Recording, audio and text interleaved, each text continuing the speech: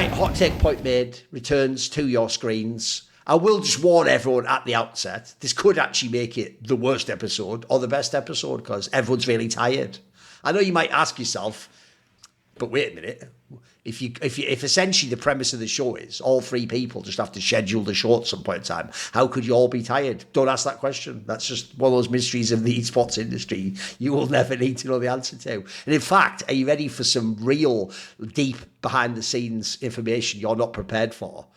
A lot of people are tired, even on those real events that you're all watching, guys. Like, I don't think people really stop and think. Has no one ever heard the famous thing that it supposedly takes roughly a day to take an hour off jet lag when you go to other countries? Well, spoiler, how many CS talent do you think arrive in like another continent 7 days before? They don't. Spoiler, we all just get there the day before, then we just go. Then if you don't know, by the way, Maui knows all about this. What you do is you do this thing where the real challenge isn't even getting over the jet lag during the event or planning. The real challenge is on day one when you arrive and then your brain goes, have a little nap, like the devil on your shoulder. And if you have that little nap, you'll think, well, it's all right, I'll be all right, it'll refresh me. That little nap will just ruin your whole week. So anyway, there's a little pro tip for anyone watching. Don't do the little nap. Stay up until the time you need to and essentially establish the schedule on day one. And then hopefully you won't be too tired during the event. Although nowadays, maybe there's better schedule. It's so good. That nap is so good. It is. That's the problem. The problem is, it is the ultimate temptation. It's like an oasis in the desert. You're like, oh, if I could just like lay my head down for a minute. But the problem is, it will ruin you. You wake up 2 hours later. And I'm not going to say any names, but that's why so many people in this space have drinking problems because it helps you fall asleep. Low key, yes, literally, yes. Yeah, it helps you fall asleep, but it's obviously a double-edged sword because you fall asleep and the sleep quality is so low, and then you continue this never-ending cycle of thinking, just one more glass of wine before bed, and then you just end up perpetuating that the entire event. And I'm not saying I do. I'm not saying I do that. I'm just speaking from other people's experience as I witness it. By the way, that is actually low-key true. Handful of days. It'll sound like copium, but for real, that is actually the main reason. As far as I know, that a lot of people are all just like, right, let's have a drink after the show. That is just their method of going to sleep. Essentially, it's a nightcap. Yeah. It's a nightcap always. Essentially, they haven't actually discovered melatonin. They just discovered malt liquor. It starts with them, so it's close enough. Also does knock you out. Maybe it makes you feel a bit groggy if you wake up too early. Anyway, speaking of straight malt liquor to knock you out, how about Counter-Strike malt liquor, which is this show? Because we all know that if it's done well, this show, the beauty of this show, remember, is when you do a really good take, you sort of take someone theatre of the mind into an imaginative space where they imagine for a second you are saying that a hypothetical scenario is real, and then are you ready, like an absolute fool, they actually emotionally react to their thoughts and then get mad at you. Then we all just go, it was just a hot take. Cocksucker, I really mean that shit. But hot take, it was just a hot take. And then we get away with it, basically. Do we, though? I don't know if we really do. If people don't know, is it my whole career in some ways hot take point made? But now I've just formalised and monetised it. So anyway, let us indeed formalise and monetise hot take point made. Let's do it. So, I think that we have to start this one episode. Since every other episode is us doing it, right? This is the one episode I actually want to start with the fan take. Because the fan take, let me just tell you boys, this will just get the juices going. This will just get you in the vibe. You'll be zoned in, your crosshairs will all be, this is it, right? So the fan take, if you don't know, you can submit a fan take at home too. We might not always read them all, by the way. Some of them, if they're shit, I'm sorry, I just skip them.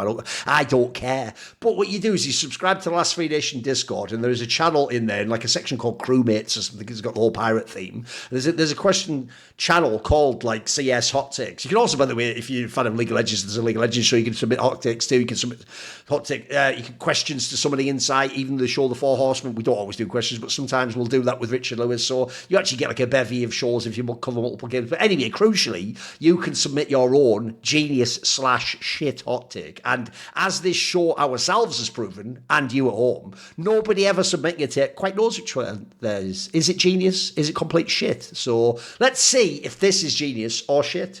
Ink Person, remember, if you don't want your name read out, say in the message as well. Ink Person says, the major raised, remember this, I'll do it again. I'm not saying this, I'm just reading it out. And so far, nobody in this show has agreed with this take yet. But Listen to this take. The major raised some concerns about ZywOo in major finals, which we also saw in the Paris final, which is he's not good in major finals, with him having to be carried by Spinks. And then Mezzi, except he wrote Mezil. All right, listen, let's see what says Mezzi. Okay. Listen, Guy, if you're going to fucking come at one of the greatest players of all time, write the name right, you know. Anyway, carried by Mezil and Apex. So essentially the premise, gentlemen, is ZywOo in his 2 of 2 chances in the finals isn't good in major finals because he was carried by Spinks back at the Blast Paris and at the most recent one by Mezil, which again just sounds like a Turkish player who plays for Real Madrid, and Apex. So there we go. Who wants to start out? I told you it started spicy. This guy didn't hold anything back on this. Essentially, he's seen 2 finals, ZywOo shitting him. What do you think? Did this guy even watch the Paris finals? I mean, it was not... I know. ZywOo had an almost really nice clutch, I remember, on Nuke. He was really... Almost. I mean, he was really good on Nuke. That was the most memorable part of it, but he was just getting like 2 kills every single round in that Nuke game. I mean, yeah, Overpass, they just slaughtered him. So really anybody could have been the highest rated player for Vitality there. But for Austin, yeah, okay. I mean, Austin, it actually felt like ZywOo didn't have to really do anything. And the rest of the team carried him on there. In fact, it was the entire supporting cast. I thought Apex was probably the most impressive player in that grand finals, bar none. But no, to say that ZywOo can't play major finals, I just didn't watch Paris. I mean, it's just recency bias off of ZywOo not being the highest rated player for one series. I mean, he actually played really well throughout the other series. Hey, this guy, is this like a, we go at ZywOo so often. I feel like now we have to knee jerk in the other direction just because this is just it's too harsh of a take. I mean, yes. ZywOo's had his problems in the past, but I mean, and he still does sometimes, he's not perfect every single game, but he's definitely pretty damn good. He's definitely exceptional. There we go. Bold stance by Maui. Defending ZywOo is really good. It's not a hard take, really. So it's not really that exciting to defend him. No. Go on. What's funny? We should have Maui doing shows tired more often because he brought a bit of fire out of him, didn't he? He's going to be agitated. Yeah. He's going to be agitated with no sleep. But he's still going to try to be nice and balance it out. And that's going to get me the Maui that I want on this show, not the guy like... Well, you can see the tension within him. I know the professionalism battling against, like, trying to tell this guy, you fucking idiot, ZywOo, you moron. But he didn't. He held it in and explained it with his words, I like it. Yeah. What do you think then, Kassad? What are your thoughts? But we saw the fire in the eyes. I think this guy is, like, full of shit. But is ZywOo the same player in the major finals as he is in the group stage and quarterfinals? No. Right, he didn't deliver the same. If you look at the Austin major, he was bottom fragging on the first map, right, which they lost 13-5 to Mongols, yeah. And then it was like he top fragged the second map, and he was somewhere played in the third.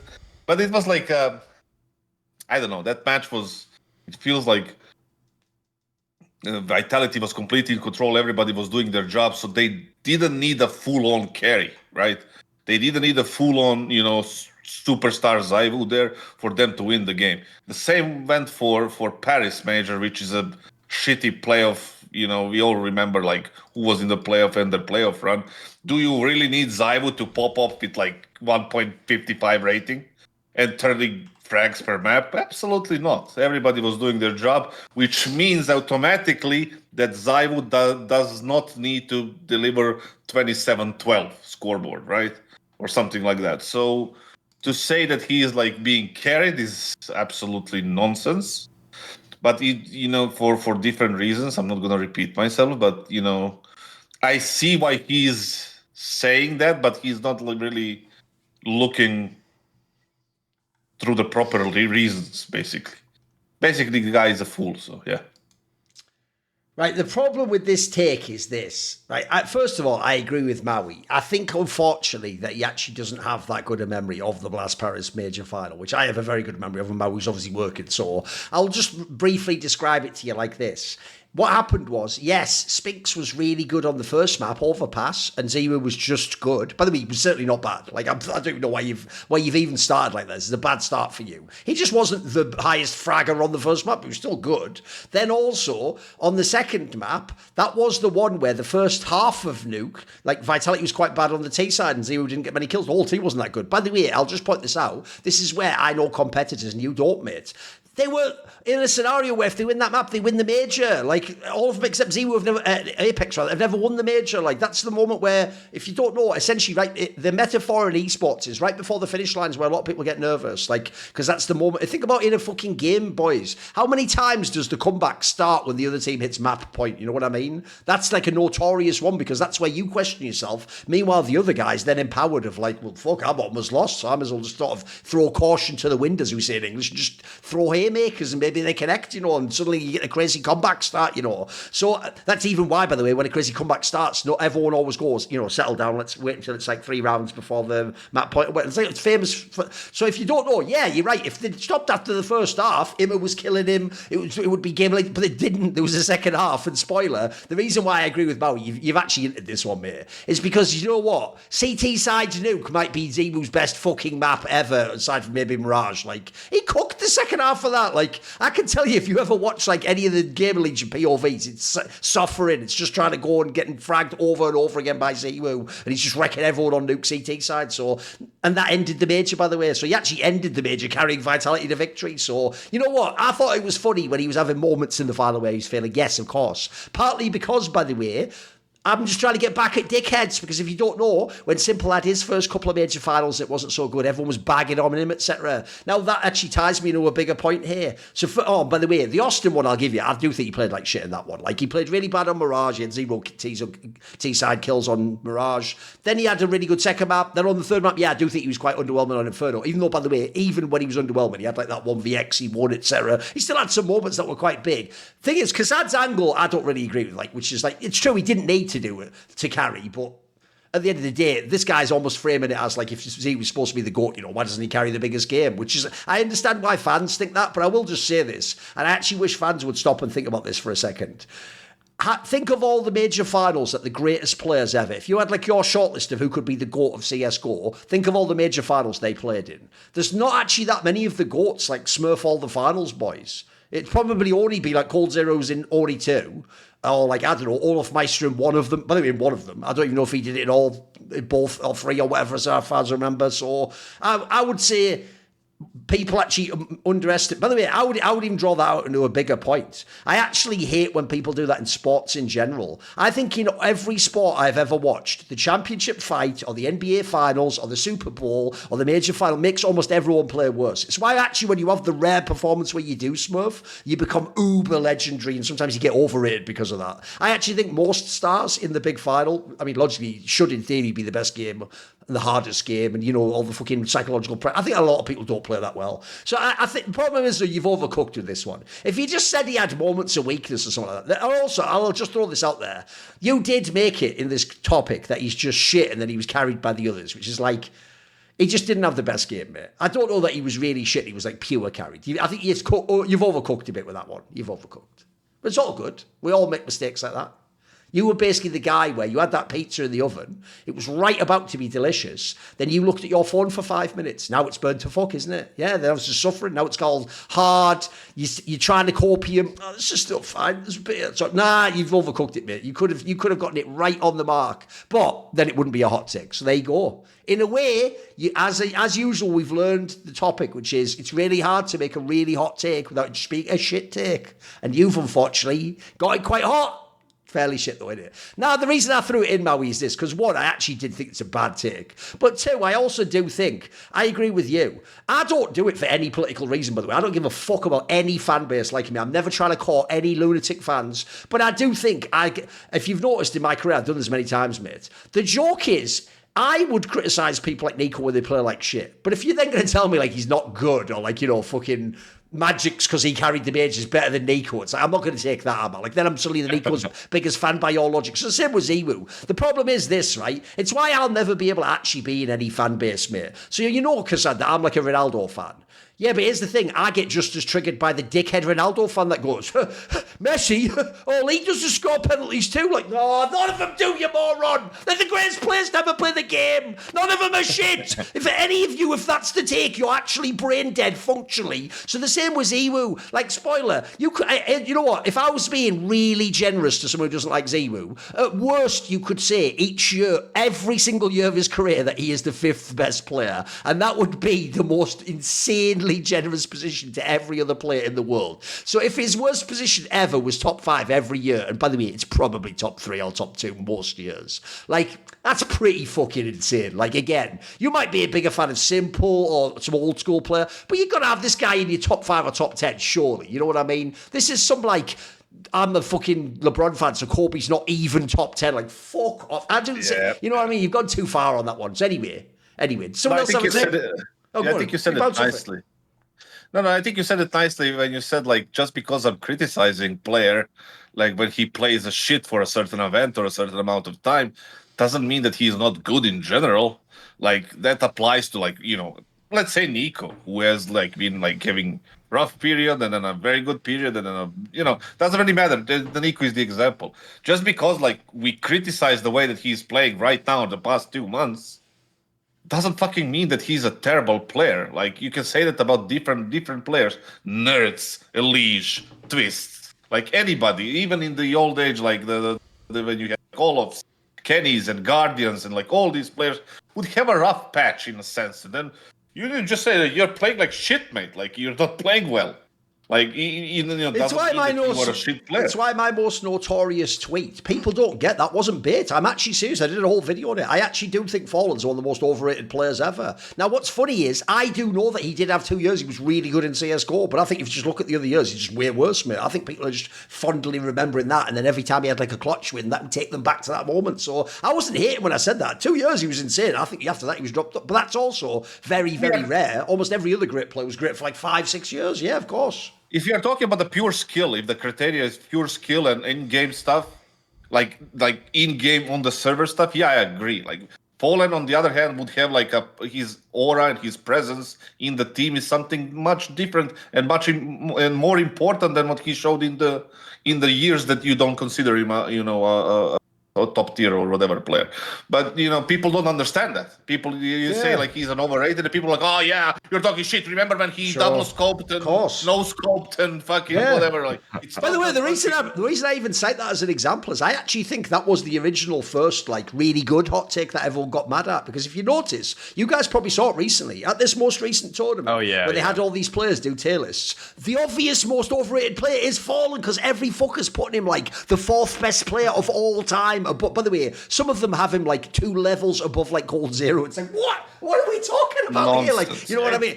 Which, by the way, is like thinking Scottie Pippen was better than Michael Jordan. Like, that's what you just did right there, mate. Come on. It's not just like it's just getting back to the ZywOo stuff, and I think why the fandom for ZywOo just weirdly became the most annoying fandom of any player that I've seen in tier 1 are like even the DONK fans, the Simple fans, the Mauisnake fans. They're devout, but I feel like the ZywOo fans want to rewrite history almost more than any other fandom, because what they act like he did in 2019, where he was playing with bums next to him, is just the most ludicrous take and so disrespectful to the people that he actually played with. It's just kind of crazy that they want to say that a team of NBK, Apex, RPK, and Alex was just a bunch of bums that ZywOo was having to carry. Or I mean, and Shox was part of the early Vitality also. I mean, those guys were so legendary that for then ZywOo fans, for whatever reason, they just kind of became his fans, and then they just decided, I don't know how it's almost like they were agnostic of his. They're both French fans while also being agnostic of his French teammates, who are obviously legendary players in themselves, and it was almost like they had to disrespect those people on his old team to then prop him up and say everything he was doing was so ungodly, or it's just that it was so divine. Yes. And so it didn't really feel like ZywOo. They were trying to like manufacture some kind of hero's arc adversity, when in reality ZywOo had a really great team to land on. Like if I had to choose a team in my rookie year to play on, if I'm ZywOo or DONK, am I going to play with Alex, who I thought was a legitimately great leader, RPK, a legendary anchor, Apex, a guy that's going to just run in fearlessly when he was asked to, because that's before he was calling, and then NBK, like one of the best glue guys of all time? Or do I want to play with Zontix, a body shotting rookie, Magix, a guy that really was just trying to find his role, Chopper, who mostly just known for getting upsets by running down Banana with a MAC-10. Like, I don't really think there's a question that I would have wanted to be on Vitality in 2019 more than Spirit in 2024 as a player. So that's why it got kind of frustrating dealing with ZywOo fans who act like he was always against the world, when it's like, this is like the best team to land on ever. Yeah, Alex was like a great IGL. Yeah, he was great. Much better than Chopper is right now. If you Agreed. compare, By the way, if people look, I won't say this guy makes the best decisions, but people want some social proof. It is literally true. Yanko and fucking Nico wanted Alex to join FaZe Clan, so they didn't get the deal done. It's a classic. That was actually the first example where FaZe couldn't do a fucking deal. Alex. Like they rate this guy. They thought he was really good. Yeah. Alex was a great agent. The only thing that I worked with him for a shorter period of time, talked to him a lot. The only thing that I disliked about him and kind of got me away from him is the fact that, he got under the influence of that idiot asset tag, and they wanted to kick Voxic like 3 days in the fucking boot camp. But other than that, literally, man, I'm not even joking. 3 days into the boot camp, they were talking to me about like adding Maka as an opera. Like it was fucking, it's crazy. That's a reach, but all right. That's his whole team that those people don't know, I think. Yeah, the thing is like, I'm not sure. But in-game stuff, preparation-wise, like I would 100 times take, Prime Alex, 2019 Alex over Chopper, right? And then I'm not going to even go into the other guys, but. By the way, on this topic, though, this is actually, I think, also part of why this guy makes this take. That's also why we all think DONK might already be the GOAT, because guess what? He's the only one who didn't fail in the major final. He actually smurfed the major final. And I even agree with Maui. I don't think he has like the best teammates ever or something. Like, by the way, DONK has no teammates that could have carried him if he'd have failed in that final. Like, it's a miracle that Magix did it. Yeah, sure, but like Shiro was having like a quiet final. Like, that's why DONK really is just GOATed. I always say this, right? I always try to tell people that famous thing, use the analogy from the Matrix. No one makes the first jump, even Neo didn't. Apparently DONK just does. DONK just like changed the Matrix as he was jumping and then just made the first jump, like, and then his jump was the best jump ever, which is like, oh, fucking hell, mate. All right. So again, if you can just do that, you can just do that, I guess. Like, he's the only one I've ever seen do it. Accidentally, Duncan stepped into my hot take. Go on then. But I don't know if he had this one or not, maybe Maui, but I can't remember at this point because I have several, because if we had this one, I'm just going to take another one. DONK is going to be the GOAT 100%. Did we have this one? I mean, listen, by adding 100%, you have made it a hot take. I'll give you that, because my take 2 weeks ago was that it was that DONK is if DONK retired today, he's the greatest rifler of all time. It's not the GOAT. It's not the GOAT. I mean, he's going to be the okay. He's going to be the GOAT. Like this thing. It's a different take. Yeah. The thing is like what I did in the last several weeks, and because every time I go to sleep or every time I have some time off, I have a tablet next to me, and then I scroll through YouTube of demos. Every time I go to sleep, I think about DONK is the fucking title of this. There you go, editor. Put it in. I know. Dreaming about DONK. And people are going to wonder what the fuck a hot take comes out of that, but fair enough, okay. The thing is... Don't you have a wife and kids? I know. I do. Every time he's not working, he's like, listen, love, sorry. Maui, here's the obvious one. If you're really skilled thumbnail maker, you never will, sadly, but what you should do is get that classic meme, the one where it's like the wife, like, what's he thinking about? Is he thinking about other women? And he's just thinking about DONK. He's just like, fucking, that picture of DONK walking down the major final when many such cases, though. I know. Yeah, true. Listen, I'm with you. Somebody I know. I am too. I think about DONK a lot, actually. The thing is, like, when it comes to that, like I said, I scroll like YouTube videos of DONK, of Monessi, of ZywOo, and the old demos of Nico, and like Simple and everything. DONK is just, I'm just talking Prime against Prime. DONK is just better than everyone else. Like, he's quicker. He is sharper.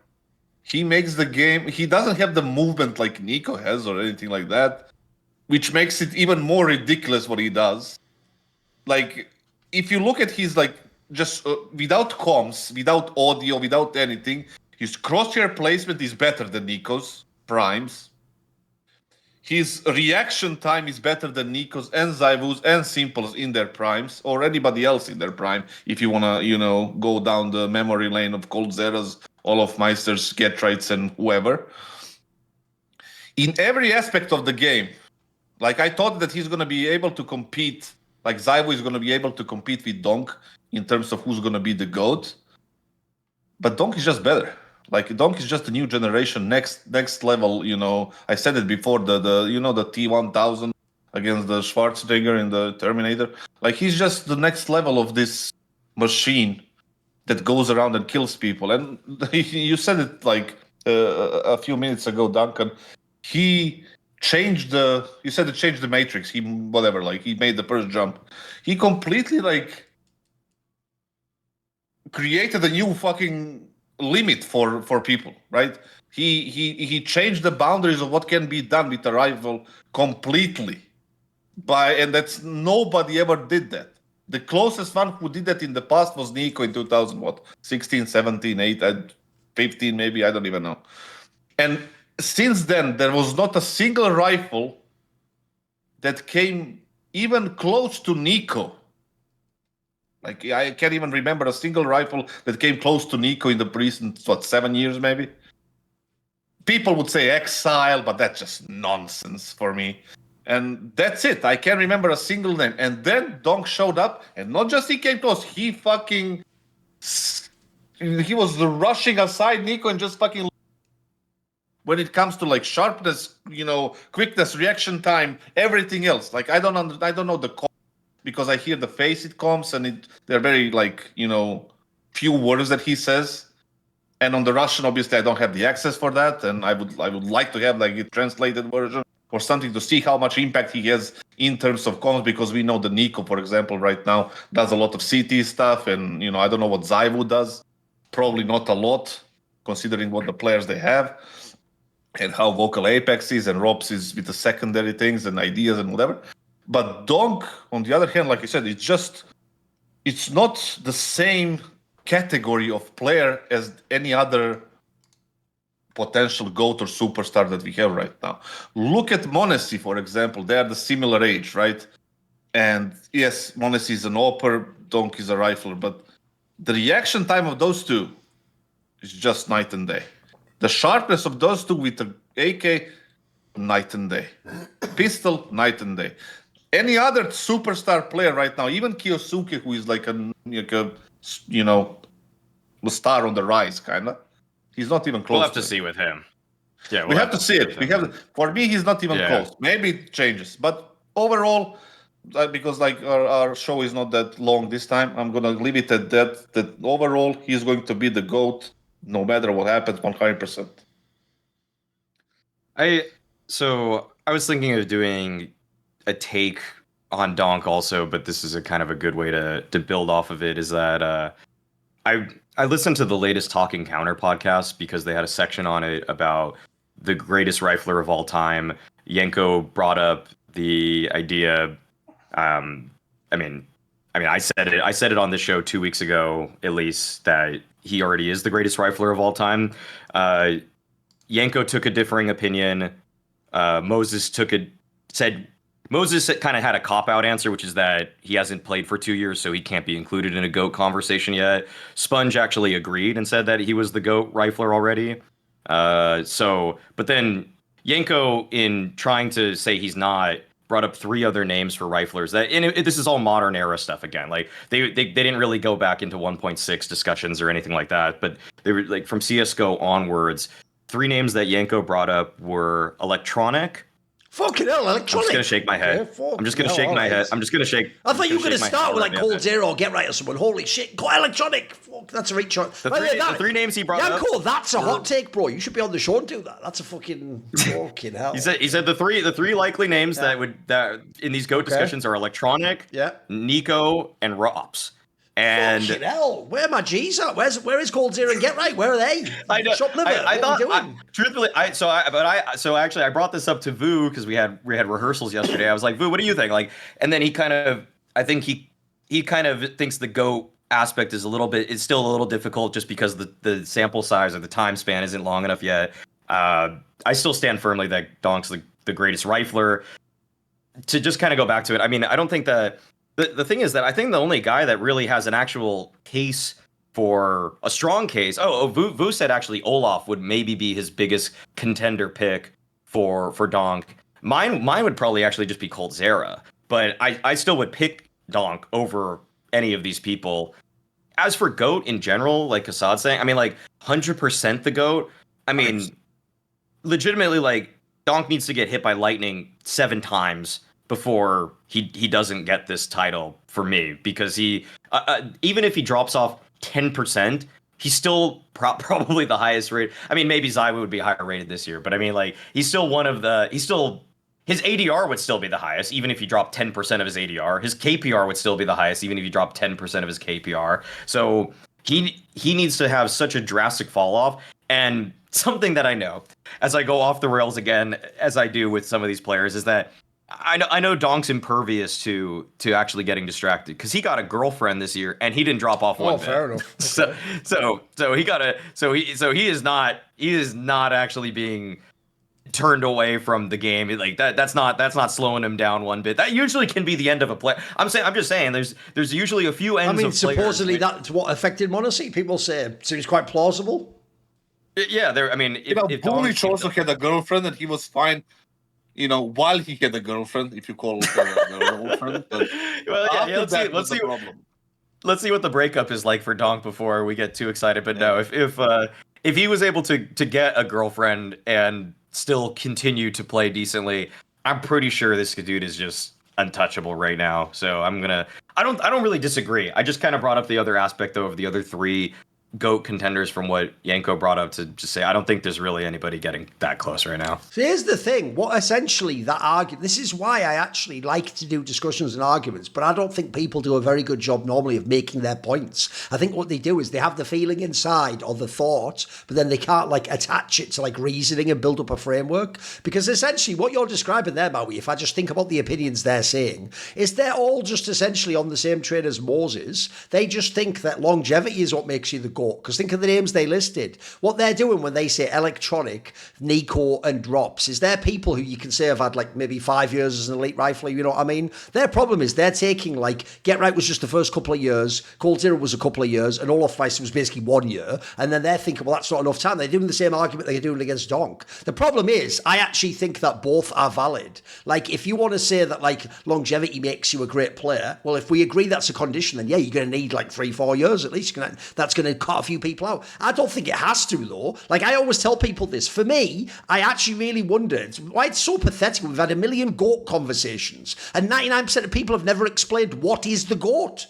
They just take it to mean whoever I said. No, before you say the name, tell me, what does the GOAT represent? Because to me, if you actually ask me what the GOAT means, by the way, the actual real reason why I have a bit of longevity, but not much, is in my opinion, the GOAT is this. If we could take every player in the universe at their absolute peak and put them in some like alternate dimension where it doesn't matter that they all played in different years and eras and versions of Counter-Strike, somehow they could all play the same version of Counter-Strike, that essentially this player at that moment would win. Now, the reason why you don't just make it the best day of their career is, someone could have a fluke game. They could have a miracle 3 months. They could have a one, but that would be a fluke. But here's the thing. To me, Donk is already, this is why this is a great time to have this conversation, right on the border of, he's got enough longevity. Because he's not just got like just over a year and a half. He's had a year and a half of absolutely cooking. Like that level I'm talking about, like the GOAT level, mate, you could take that any time from now to whether you join CacaNito. Like, you can have any month you want pretty much. So I agree. You could, if you really want to make him the GOAT and you're not too concerned about like you have to have more longevity and more individual accolades and more number ones, then he can already be the GOAT. I also say the same thing about Olaf Meister. If you just want to say only for 2015, and for Olaf Meister you're probably going to have to add in his stats wouldn't be as crazy, things like impact on the style, things he did that changed the way maps were played. You'd have to be like the innovation angle. You could do it though. I notice he never gets in this conversation, but I think it's a legitimate pick. But I get why to a fan, even though I think actually Rops was never at his peak as good as Olaf Meister's peak. Rops has way more longevity as an elite player, though. In times where he was a star and many, many years he's carried different squads. So, okay, I actually think that's fine.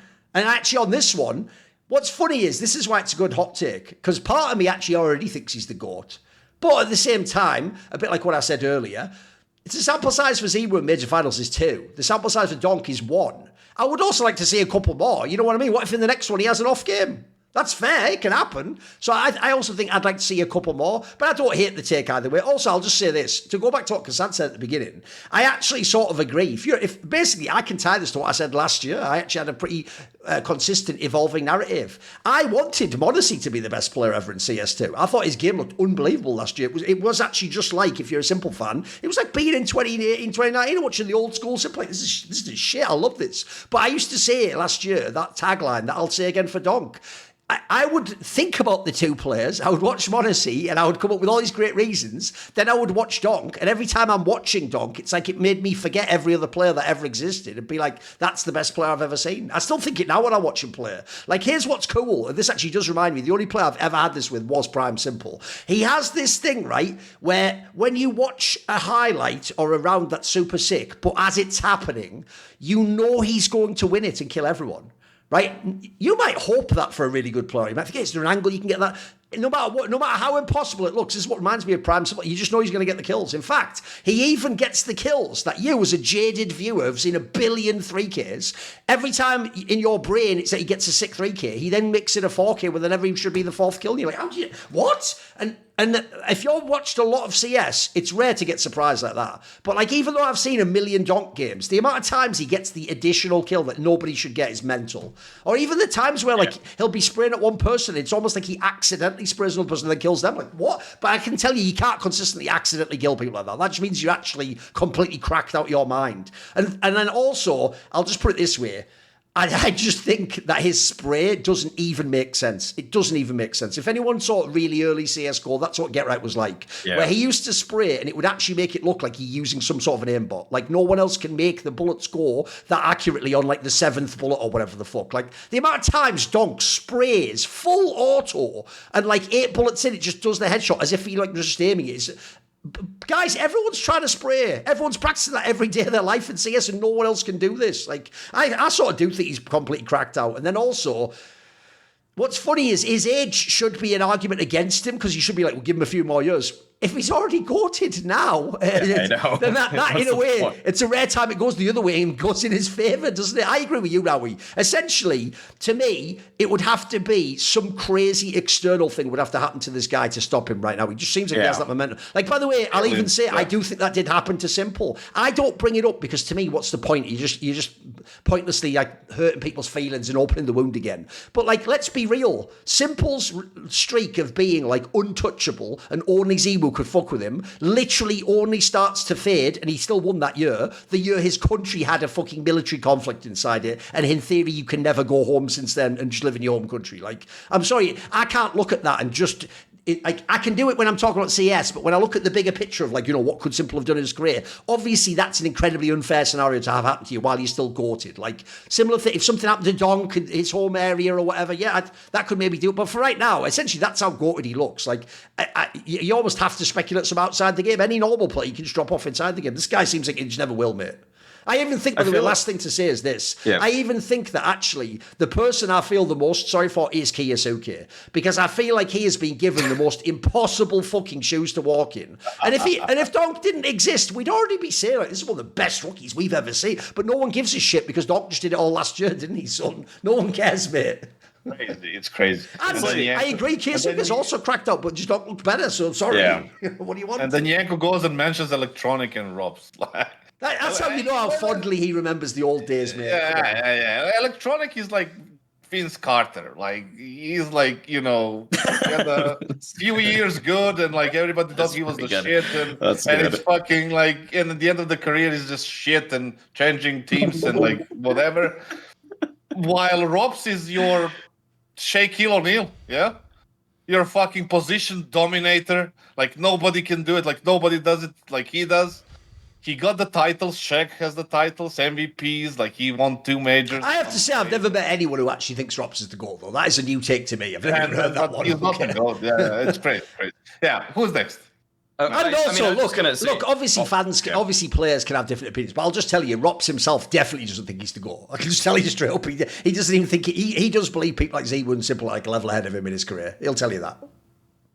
I think people just need to, in their GOAT conversations, need to define what longevity actually adds a little bit better. Because the way I see it is that if you have two super elite players that are the best in the world, it is very hard to say and discern era to era as the game naturally evolves who is actually better. So longevity is more of a tiebreaker for me oftentimes when it's just that if two players, let's just actually say I don't know, fucking Donk versus anybody. Donk has right now a proof that he has an 18-month span of being the world's best player. That is an absurd amount of time of just dominating every single tournament that he's played. And if there was like another person who had the similar amount of accolades to him, one major win, one major MVP, and we know that they both had really good single tournaments, but that person only peaked for that single tournament, and that was their best event ever, I'd probably have to give it in a tiebreaker to Donk because he has 18 months of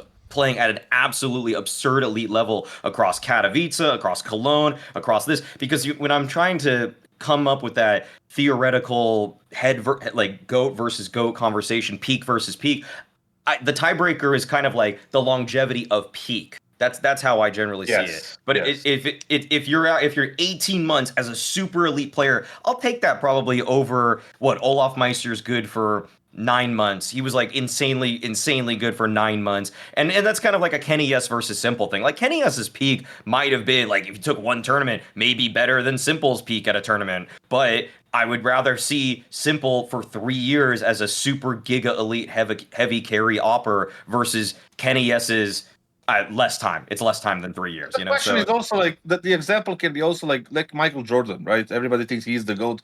Do you think they're counting the year in Washington Wizards or Bullets or of course not. Of course not. So no, so they're counting the Bulls only, like the longevity. I think you said it nicely. Longevity of the peak, right? Yeah, that's what needs to be counted, not just the number of seasons he played. Like you can play 4 seasons being the absolute shit, right? That because count in your.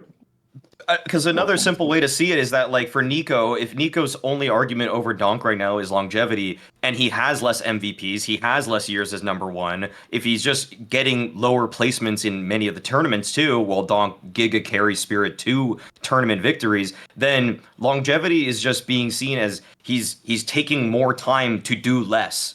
Like that's not a compelling argument for me, and a reason why I already have Donk above Nico in a GOAT rifle conversation or GOAT conversation in general. I have him higher. It's why, by the way, I made that take on a past hot take that, like, if you're doing the argument of the GOAT player, actually Nico can be the CSGO GOAT. It's not mine, but if you believe in longevity, who the fuck can... Basically, there's like him and Simple have got all the longevity, and Device, they're the 3 players that have infinite longevity in the game. In fact, by the way, if you count in CS2, Nico has more longevity as an elite player than Simple does. Now, here, the problem is, notice this is why I brought this discussion up, there's never a moment in the peak, though, that I think is better than Simple's peak. So that's why, to me, I don't know why longevity wins out for everyone. I think longevity, to me, is more like, the real question isn't just like, does ultimate longevity win? It's how much do you need? Like this, it's the Moses take. How much longevity do you need before you're allowed to be the GOAT is the real question most people need to answer, I think. And in Moses' case, if he means 2 years, by the way, that's still quite reasonable. It means at the end of this year, Donk can be the GOAT for him. Fair enough. That's not, I don't hate that. That's quite a conservative take, but I don't hate it. The thing is, yeah, I guess the thing with that is just like, if Donk actually stopped playing for the rest of the year and he didn't play the last 3 months here, I still think HLTV puts him as top 3 minimum. Yeah, minimum. So it's like, if you have 1 year at number 1, 1 year at number 3, then is that not good enough to be in this GOAT conversation? Because if you just stop his career prematurely, it's still such an incredible body of work where the only guy that's going to beat him is probably ZywOo, if on HLTV's list.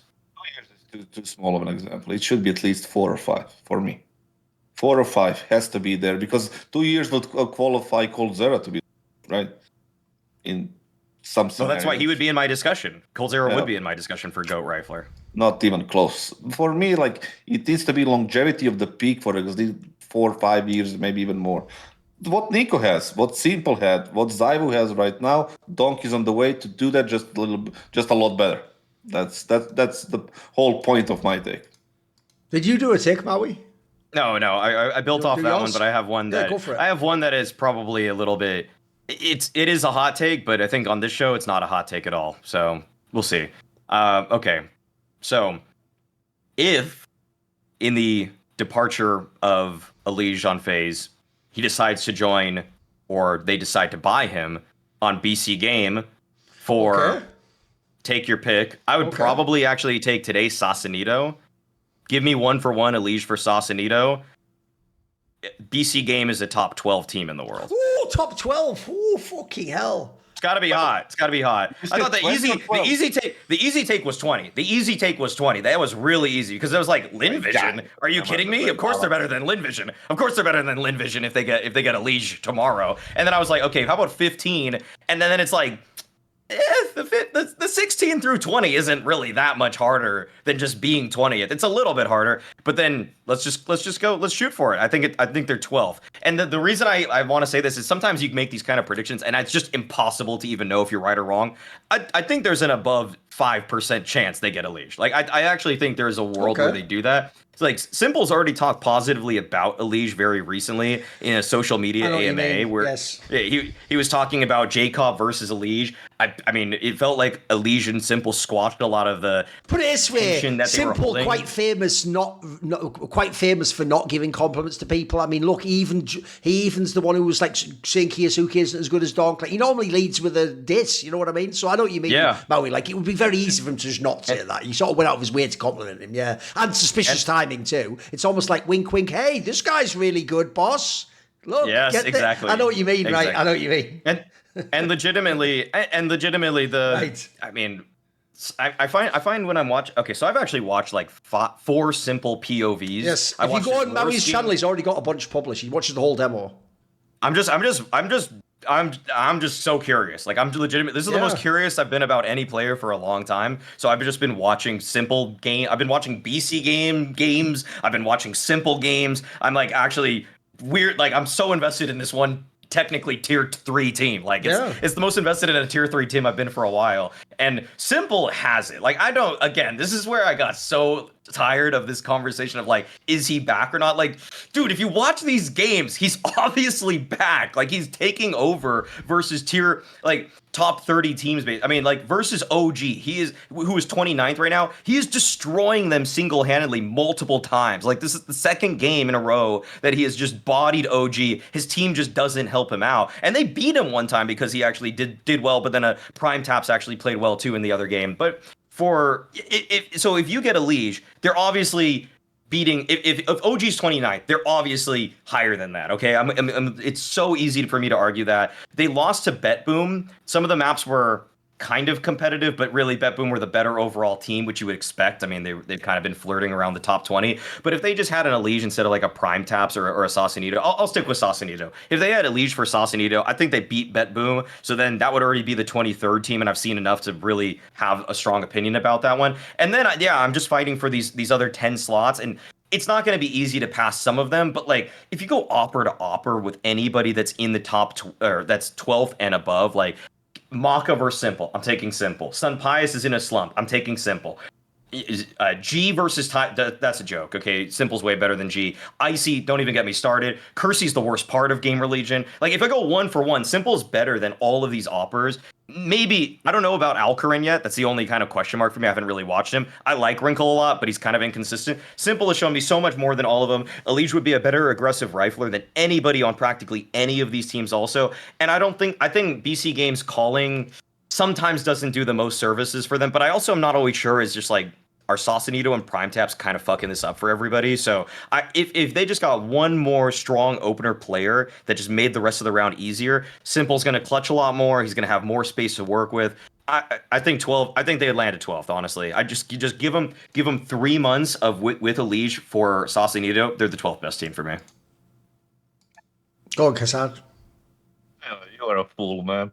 But I get it. I get it. You're jet lagged, so you're full of fucking crazy chemicals in your brain, and like God knows what's happening right now. But so I'm gonna give you a pass on this one. Like you're saying, they need to bring EliGE to be just that point itself. Like if you said like they're gonna get to top 20 or gonna get into an event or whatever the events like more something, I would take it. But top 12 means they need to get past all of these teams that are like not just twice as better, like 3 times better. Do you think that like BC.Game with EliGE is better than this type of Liquid, who is 19th? I mean, if I took EliGE versus Nerds in a head-to-head, it's not. It's No, it's slightly... I'm not. The game is not playing 1v1. It's 5v5, and it has a lot. Well, okay, Liquid's calling has been weirdly suspect with Shuhei until the last event. The last month and a half, it's been weirdly suspect how dysfunctional they've been as a team. It's not my question, Mao. Do you think if it's EliGE simple, they would skip over Liquid? Maybe Liquid moves up, and honestly, a few of these other teams bow out. I just see. Still not an answer. So no, I am going to take this as a no. I gave you 2 chances. Gamer Legion, no chance. Virtus Pro, no chance. G2, no chance. 3D Max, as they are, no fucking chance. Even the Astralis that I hate, they cannot beat them. Like, they can beat the teams, like you said, OGs and Bad Booms, and they cannot even beat NiP with that lineup. Yes, they will improve. 100% they would beat NiP. They would beat NiP. No chance. No chance. There's no entry that could go head-to-head with EliGE on NiP. I don't care how many snappy flashes. I don't care how many snappy flashes he throws. EliGE is taking him out. The thing is, like, I can give you the confirmation that they will be better. They would be better by a large margin if EliGE joined. But EliGE wouldn't play with Nex, I can tell you that. Because 2 of them are seeing the game in 2 different ways. Nexa is default based, super loose, playing, off the timings of the, default of the reactions of the EliGE is completely the opposite. He wants all the details, all the exits, all the options being, preset and everything. So that would never work. And that's one of the biggest reasons why I think that would be a mistake. Because I know both of them. And I worked with one of them for multiple times. And I know exactly how they think, at least one of them. And from EliGE's side, he already mentioned, and people already mentioned that how he likes to play and how he likes his team to be ran. But that's one of the reasons why he's not succeeding in FaZe. Because FaZe likes their loose, magic, flashy, whatever the fuck style is. And EliGE is not that. I thought it was because Chad said that Frozen powerbombed him through a table in the cafeteria after he dissed his shoes, and then also he fucked his bitch. That's shocking, I know, but like, fucking hell. That's what I heard. No, by the way, that was also whack, because here's the problem with that. Chad just discovered right there a problem, thankfully, I've never run into, which is when you're on a Discord, because it feels like you're in more of like, you're not in a private area, but it's more like you're in a pub, with a group of friends. You'll get a little bit more loose in what you say. What you hope is that someone doesn't screenshot that and then put it out into the world like it's a public thing you're saying. Because then, like Chad, you have to quickly go like, what I meant to say, of course, and then just walk it all the way back, don't you? Luckily, that hasn't happened to me. I've had some spicy ass takes, don't worry. All right. I mean, I said my point, but basically, okay. I don't think that would ever happen. But no, here's the problem. What Kassad did as usual is basically outline why it's a hot take. So yes, obviously Maui. By the way, they've never played together in this roster, so obviously he's having to hypothetically imagine the best world for both of them, where they're both fragging out and somehow it works. And you'd even have to go probably with some movie angle of like they're both trying to redeem themselves. What just happened recently, and get back together. In fact, even it's a fucking. You should love this, Kassad. It's an early 90s straight-to-video action movie starring Steven Seagal and fucking Jean-Claude Van Damme. They were former enemies who never really got along, and they had to break apart the, prison jewel thief gang. But now at the end, one of them has cancer, and he needs the money for the operation, and then the other one, his wife's fucking, being taken hostage by terrorists. So finally, they have to do one last job together. It's like, brother, we're going to do this. We're going to put aside our beef and do it together. Yes. Do like that bro fist out of Predator, and then they go and fucking win the major or some shit, isn't it? On my episode of Hot Take Point made. No, by the way, what Maui's getting at here, I get why. First of all, I did say he did loads of the POV reviews, and I'm not surprised, mate, because people will know I don't care about any online play. Like I barely even want to. I have to because it fucking leads to a LAN. I don't even really want to watch these Blast online games. I hate online CS generally, but I have also watched fuck tons of these BC games because I'm so curious of this notion of like.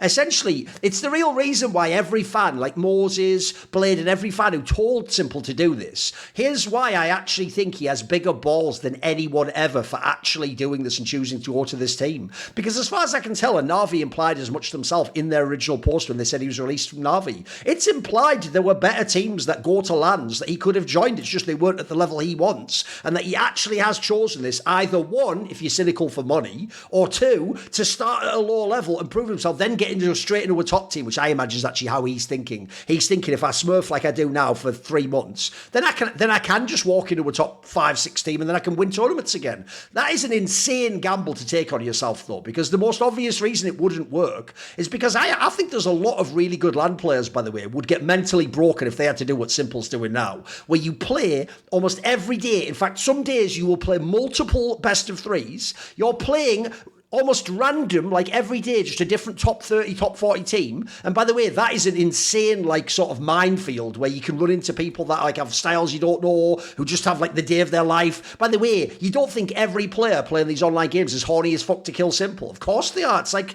the same effect, if anyone knows, in League of Legends with Faker, where every, like, young player tries to just kill him in the game, whether it makes sense to or not, because you want to have that ego moment, like, holy fuck, I'm dunking on Simple. So that's really, really hard to go through that. And if you have a look, beyond like the odd map stumble at the beginning, he's actually smurfed. He's actually been unbelievable. I know what you mean, Maui, because when I watch the POVs, it's funny because you can still see the moments where he's a bit sloppy and he's a bit off on CS2, and you're like, well, there's loads more potential here. But bro, there are moments where you are like, mate, he already looks like a top 10 player at times. Like, there's actually more sequences he does, Kassad. I'm not trolling. Yes, it's tier 2 and some of these are against like OG or whatever, but he has sequences where if you just forgot for a second it was online, these would be like mega highlights, mate. He has some like 4Ks he does that are bonkers. And when you see him, you're like, fuck, this is the old Simple. This is why, by the way, I'll never say I predicted this. If you notice, I never actually did predict he would do well at that specific Austin Major. I never said he would be great now online. But now you see why I have like eternal faith in Simple. Because there's just like an insane talent that he's tapping into when he actually has real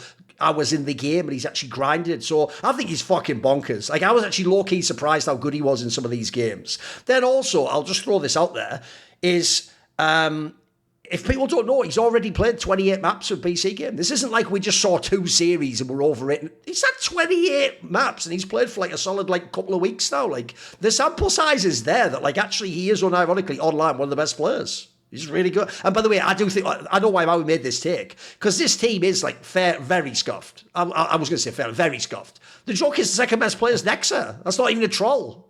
Like, so I know why. What Maui's basically saying is Simple's so good. I sort of low-key agree with this. If he can do this on LAN, mate, EliGE doesn't even have to be like 2019 EliGE. It's just to be what he was in FaZe, and that already. In a weird way, I know what Maui means. You are imagining the best case scenario, and obviously the team has to work on LAN, and the calls have to work. They have to have a map. All that. Yes, we all get that. That's what makes it a hot take. But I sort of agree with Maui. If Simple could play like this on LAN, and then EliGE was what he was in FaZe, you could crack top 12. It's not impossible. You could be top 15 at least, put it that way. And I think we all agree they could be top 20. Like, because who else would have a player as good as this once you get down to that level, you know? Like, that's why you had to pick like Team Liquid, for example. There's not many squads have players as good as this already. And it's a lot less sexy to just make a pick and say, yeah, of course, they're a top 20 team. But I think I don't want to underrate the aspect that having a dominant opper as consistent as Simple, like Simple's one really bad series that he had was when he was supposedly the day after he went to a concert with a bunch of social media influencers and just got wasted. Like, he actually, like, everybody in my chat was telling me he got shit-faced and they were posting videos on like Instagram stories or whatever the hell of them just like out drinking the night before. So he posts his worst rating ever against Partizan, and then literally the same day he plays that game versus Betera and drops 40 kills. Like, it's like he took a nap in like the 2 hours between game 1 and game 2, and then just absolutely smurfed on admittedly, it's a team I've never even heard of, so I'm not going to act like. Yeah, but is this the way you want your GOAT to be back, by partying on the night of the night before the games? Getting wasted and shit and looking for them. They play almost every day, Kassad. They play almost every day. Then you fucking play every day until you're back. My dear, what downside is it to have one day that's bad? If one series, it wasn't even a whole day. What downside is it having one series that's bad when it's just a random online game? Yeah, but he had more than one, but yeah. He hasn't had many, though. I agree with Maui. Not many. He's put it this way, I'll tell you right now, everyone who's trying to, like, now shadow box his rating and stats, shut up, cocksucker. You all said he'd suck. You all said he'd be broken by online play, and that when he played loads and loads of matches, he'd actually be shown to be a fraud. By the way, there's one thing I'll say right now. He cannot be a fraud. It's impossible. Between what he did in the Swiss at the Major and this now, the guy just has this crazy talent, guys. You have to he has 28.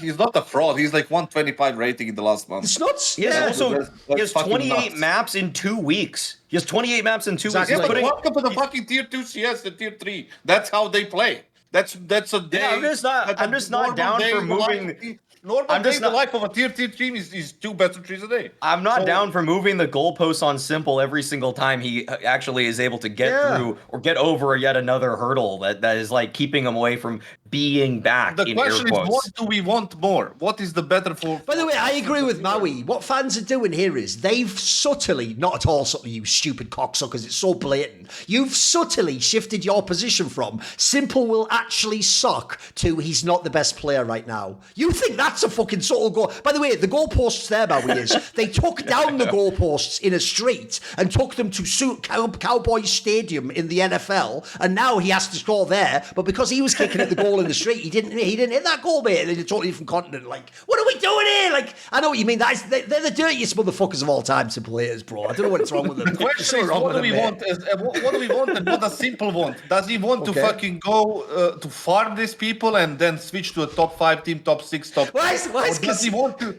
Why are you so triggered about having one game off or so? Like, why is that your sticking point? Why is that getting to you? No. I'm just asking a legitimate question. All right, what's the question? Do we want Simple to succeed in this team and be back in top 5? Yeah, of course. Team, not with this lineup, obviously, but in this team, or to farm and go to a top 5, 6 team and then. Look, I'm pretty sure outside of the hot take, everyone wants what you've just said. Because, by the way, I think Simple does Kassad. I actually think, by the way, Simple's done what everyone asked him to do, and I think he's going to get the reward. The difference now is this, Kassad. I don't actually totally blame some of the orgs like the Liquid and Na'Vi and FaZe that didn't sign Simple because it was still debatable. By the way, it's not even about talent. The debate was, will he ever actually care enough to really grind? Yeah, but he never did exactly. it. The problem is now he's doing it. So if he really does do this now, I actually genuinely think now that in like 3 months, you'd be a fool if you're one of these top teams you don't sign him. I think it'll just be obvious you have to sign him. Surely at that point he's answered all the questions, you know. I mean, I feel like Na'Vi right now in their slump are probably kicking themselves. Wonderful isn't doing that badly, so I feel bad for really kind of saying he's the one that needs to be out. But just roll for roll. I mean, I mean, you just have to kind of do that. It's the move you have to make. And I feel like Blade's probably looking over there, broken arm, just thinking to himself, and he's the one that's actually holding the picture because Kassad's holding it right now himself. You know, over Donk when he's going to bed, and Blade's probably holding Simple's photo. Basically, Blade is fucking Wolverine or whatever, looking at that famous picture from the old 90s cartoon. There you go, with Simple in it. But then telling himself, like Copium, like, no, it's fine, we're wonderful. It's better to win as a team and do my system and that. Like, all right, mate. You tell yourself that every morning in the mirror of Blade. Tell yourself that every morning, mate. What I wouldn't mind is, I mean, given BC.Game are sponsoring so many people right now that I just randomly see their logo on Twitter influencer accounts just attached to it. They have so much money that they're just burning through it that why not just make BC.Game into a super team? If it actually has, it's just a huge ass gambling site as far as I know. So if they really want to make a bigger splash, as they seemingly keep doing on all of my social media, they're kind of becoming the new Stake in a way, where I'm just seeing their ad pop up in all these random locations. So by the way, get some big names on it. I just looked up. By the way, I also don't agree. I don't disagree. I also think right now there's also. By the way, if you just want, assuming because they're a casino, they want hype. That's why they got Simple. By the way, if you want to pop off, there is crazy community goodwill towards EliGE right now. That's why people like Sponge are even speculating that's like an ego issue or personal, because everyone thinks it's unfair he got caught. So, by the way, whether the team ever does this top 12 thing or not, it's irrelevant. If you just did sign him as BC.Game, like, you would get crazy goodwill. And also, by the way, suddenly these games get even more interesting to watch. Everyone would be watching these BC.Game online. By the way, I just looked it up online. Sadly, the joke doesn't work. Because when I looked it up, Blade's injury is actually on his left arm. I was hoping it would be the right, so that I could be like, that's what the universe paid him back for, betraying his right-hand man. So that it was like, well, you don't want your right-hand man? You get yours, you fucking right hand. How you like that, bitch? Yeah, broken, innit? Yeah. Just like your fucking belief in Simple. How dare you, sir? But then again, by the way, it was Blade who originally said to do this. Just go and grind 2 and tier 3 online. By the way, as usual, Blade is a genius. Like, he was sort of right. Like, this has proven what we wanted to see, right? I actually I think it's even why Simple referenced it. Right, do you want to do one last take? Yeah, he did. We haven't got loads of time. I think you should do it. You didn't do it. I've got one take, but do you want to do it now? Yeah. Right, okay, here's my take. I'll make it quick. This one's more just for the spice and the impact. So I'm going to take, remember last episode, I had that take. It's actually before they won the second event. I had the take that, like, actually Spirit will just win the major too. Like, if Donk's this good, if this way guy gets better. Right, I'm going to go one further. They still haven't yet. We don't actually know, because this is a bizarre thing where, actually for this blast, they're not bringing in Tanea yet. He's just going to be, like, sat on the bench. And then here's the thing. I'm getting a bit scared now, because it's almost implied to me, by the way, that because we've all gone off rumours of what was going to happen and just assumed, it actually so far, no one's ever officially said he's ever going to join the lineup, and definitely for fucking Zontix. That's not actually been said anywhere. Who knows? It makes me wonder if actually they're thinking about who he's going to replace and how, and if someone will stay on the bench, and if Zway doesn't play well, Zontix. So some of me thinks there's fuckery going on, that they haven't rushed this guy into the lineup if they really thought he was necessary. But okay, it seems like it's certainly that Tanea is going to join the team, and I assume he's going to join instead of Zontix, and they're going to go with this roster that they originally thought of. I'll just say it right now, forget winning the major. I actually think if Tanea joins this team, that they are going to have an era. They will actually not just be good, they will win loads of tournaments. Here's why. Because I actually do think, look, I still don't know about the Zontix Zway angle and who should have been replaced. Forget that for a second. I already have an insane certainty in Donk. I actually can say I know he'll be one of the best every event. He'll be super insane. That I've already got taken for granted. Bro, the reason why the Tanea line pickup is low-key actually sort of genius, I think, is because the kind of like late-round rifle impact he can have.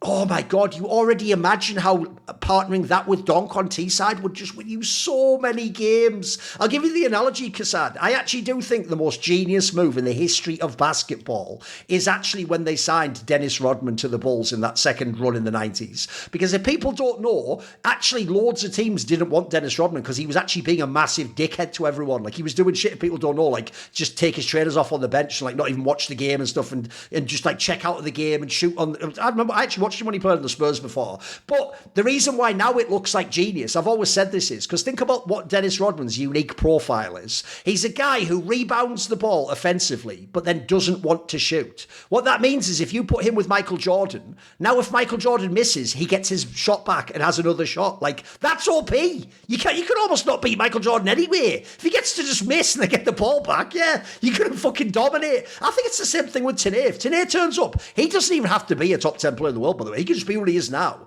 If he is what he is now and he can do that next to Donk, they are going to win so many games, in my opinion. Obviously, the hot take is it's going to be an era because you have to go and win a lot of tournaments. You have to be very dominant.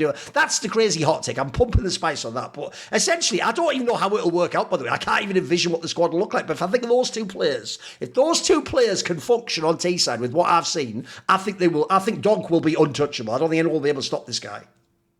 There you go, boys. Okay. Let's define first of all for you what is an era.